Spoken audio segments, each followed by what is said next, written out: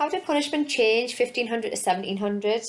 Before we look at how punishment changed in this particular period, it's important to reflect on what punishment looked like in the earlier periods. What I would like you to do is reflect on each of the punishments listed below from the earlier periods, from the period 1000 to 1500, and I'd like you to write an explanation of each. So we've got wergild, capital punishment, corporal punishment, stocks and pillory. If you pause the video for 4 minutes now and complete that, please.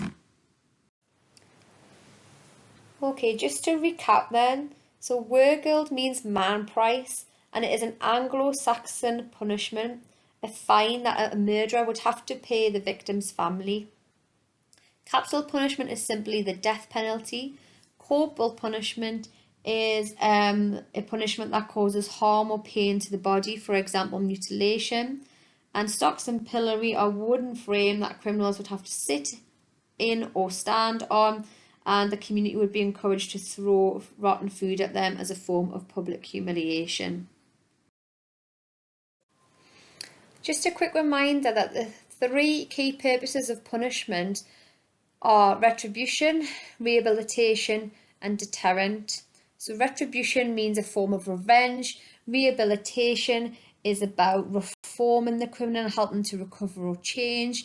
And a deterrent is to try and prevent the criminal from doing the same thing again, or to prevent others from copying the criminal's actions. The first punishment introduced in the period 1500 to 1700 is Bridewell House of Correction. Bridewell was introduced in 1556, and we can recognise Bridewell as one of the earliest forms of prison as we know today. At this point of time, prisons were commonly used as holding places for criminals before they went to trial, and therefore was not the punishment itself. Bridewell, however, was more purposeful, as it was established to punish poor people that had broken the law, and all inmates were made to do hard labour to pay for their keep and encourage habits of hard work. This suggests that Bridewell did not have the purpose solely to deter criminals from committing crimes, but also to offer opportunity to rehabilitate criminals by encouraging hard work and good habits. During the 17th century, further similar prisons were opened across the country. The second change in punishment we see in the period 1500 to 1700 is the use of transportation. It was introduced under King James I in approximately 1603 and involved sending English criminals to the colonies in North America as a form of punishment. Criminals that were sent to America to avoid execution were sentenced to 14 years, and those for lesser crimes were sent for 7. At the end of the sentence, they were freed. However, due to a lack of money, it was very difficult for them to return home. James I even gave permission to send vagrant children to the colonies to remove them from the streets of London. Why was transportation introduced then? Well, the first reason is it's a very strong deterrent. People were forcibly removed from their family and friends and their home and sent across to work in hard labour camps in America. Another reason why it was introduced is because there was no effective prison system to use as a form of punishment in England at this time. Third reason is that convicts could be used to populate the colonies and develop infrastructure there. The last reason why it was introduced was to allow criminals a new start. This idea suggests that actually transportation did have some elements of rehabilitation in it too. The third change in punishment in the period 1500 to 1700 was the introduction of the Bloody Code. The Bloody Code was introduced in 1688, and from this point onwards, more crimes became capital offences. This acted as a strong deterrent because people could be killed for small crimes such as poaching or stealing. Although we do see an increase in the number of crimes that are capital offences in this period, actually the Bloody Code can be considered to be ineffective because generally the crimes that the people were committing were out of desperation, and criminals could receive a pardon if they were able to show evidence of previous good character. In the table below, there are 8 forms of punishment that have been used from the year 1000 until the year 1700.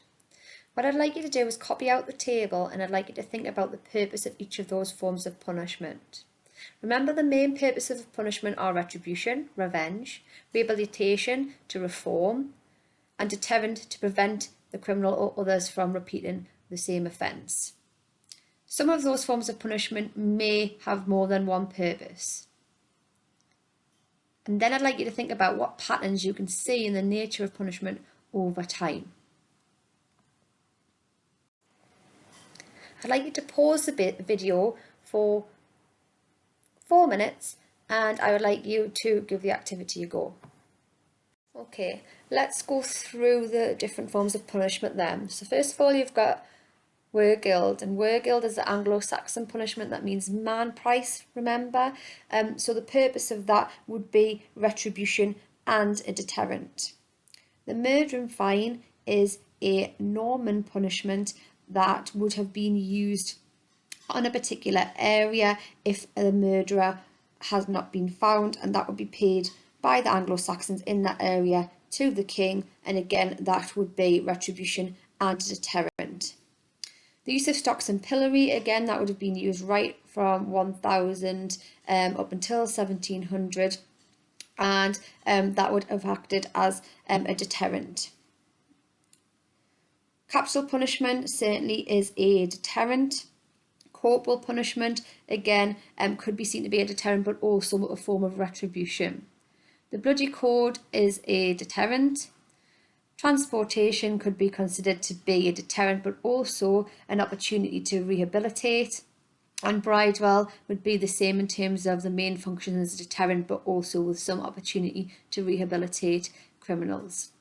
In terms of the patterns that you can see in the nature of punishment over time, the things that you should be able to see and start noticing is that in the earlier period, 1000 to 1500, the main purpose of punishment would have been to deter the criminal from repeating the same offence or to deter others from copying that offence.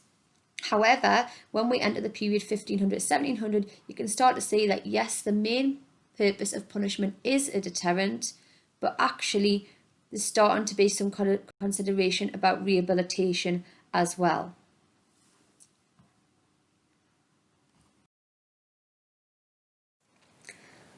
Okay, so now it's time to apply that knowledge to an exam question.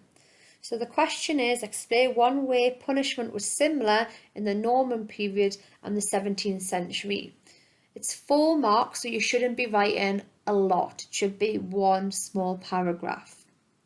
I've put the word similar in bold there, and that's because the question can change. Sometimes you're asked to identify a similarity, sometimes you're asked to identify a difference. Today we're going to look at a similarity between punishment in the Norman period and the 17th century. The 17th century is the 1600s, just a little reminder there. So the first thing you need to do when you're looking at this question is identify the similarity. So what makes punishment in the Norman period similar to punishment in the 17th century? Okay, and that should be your first sentence, and you will get 2 marks if you correctly identify what is similar in terms of punishment between those 2 periods.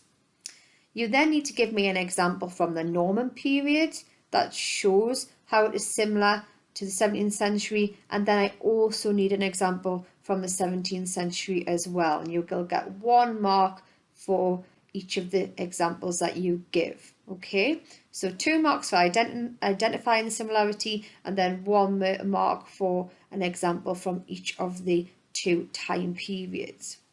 I'd like you to pause the video now, and I'd like you to time yourself for 5 minutes, and in that 5 minutes I would like you to attempt to answer this question. I'd just like to read you an example answer. One way that punishment was similar in the Norman period and the 17th century was that the main purpose was to deter people from committing crimes. First of all, can you notice that the first sentence has reworded the question? The second thing you should notice is that they've identified the similarity, and that's going to give them 2 marks. So that blue sentence will give the student 2 marks. Then they give the examples. So for example, in the Norman period, they used a murder and fight to deter Anglo-Saxons from killing the Normans. So that's the example from the Norman period. There's your third mark. And in the 17th century, the bloody code was introduced to deter people from committing petty crimes.